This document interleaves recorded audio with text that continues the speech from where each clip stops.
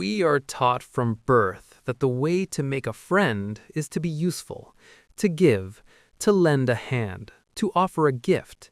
We believe that if we do enough for someone, they will eventually, out of gratitude or guilt, begin to like us. But human psychology is rarely that logical. In fact, it is often quite the opposite. When you do a favor for someone, you create a debt. And humans, by their very nature, loathe being in debt. To many, your kindness doesn't feel like love. It feels like a weight.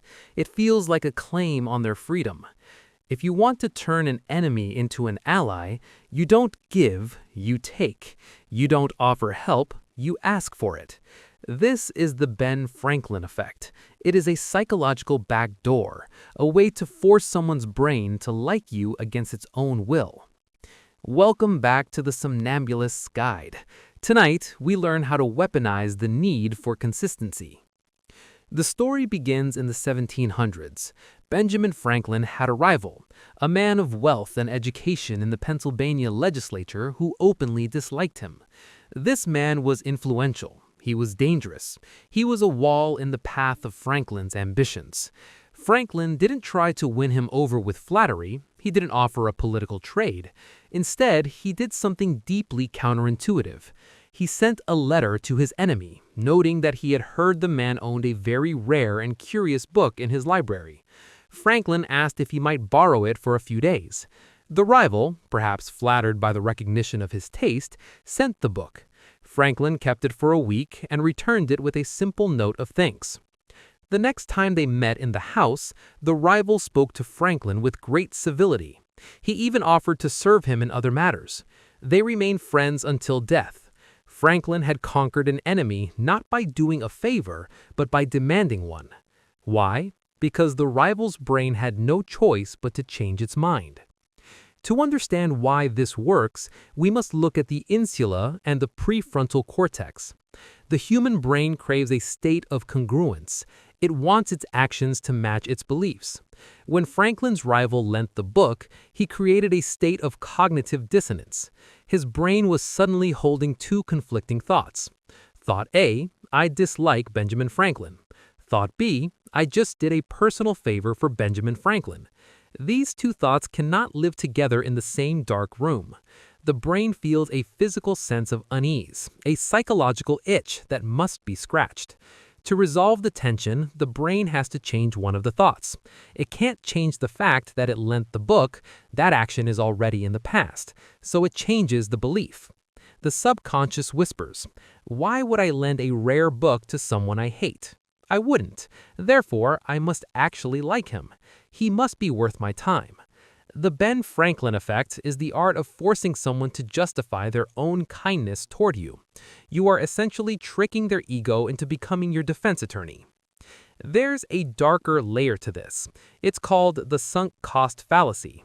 Once a human has invested in something, be it a stock, a project, or a person, they find it incredibly difficult to walk away. Every time someone does a small favor for you, they are investing their time, their energy, or their resources into your success. If they continue to hate you, they have to admit they wasted those resources on a bad person. To avoid feeling foolish, they double down on their investment. They become invested in your well-being because to see you fail would be to see their own effort go to waste. You are not just a person to them anymore. You are a project they have already started. And the human mind hates an unfinished project. This is how you build a cage made of favors. You aren't asking for help because you need it. You are asking for help to bind them to you. How does one implement this without looking like a beggar? The key is the micro-favor. It must be something so small that saying no would feel more awkward than saying yes. You don't ask for a loan, you ask for an opinion. I've seen how you handle these reports. What's your take on this section? You don't ask for a ride, you ask to borrow a pen. I've forgotten mine, and I know you always carry the best ones. You are signaling two things. First, that you respect their expertise or possessions. Second, you are giving them the hero high. Doing a favor releases a small hit of dopamine. You are making them feel good, and their brain will associate that good feeling with your face. But beware, If the favor is too large, the dissonance becomes resentment. If you ask for too much, they will feel exploited.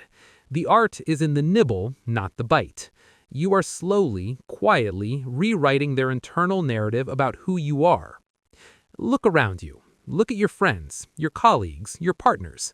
How many of them truly like you for who you are, and how many like you simply because they've already spent so much time helping you?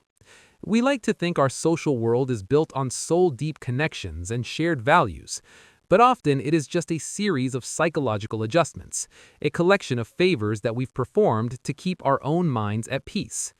Be careful what you ask for. You might just get exactly what you want, a friend who was forced to love you by the mechanics of their own brain. Sleep well if you can. This has been the Somnambulist's Guide.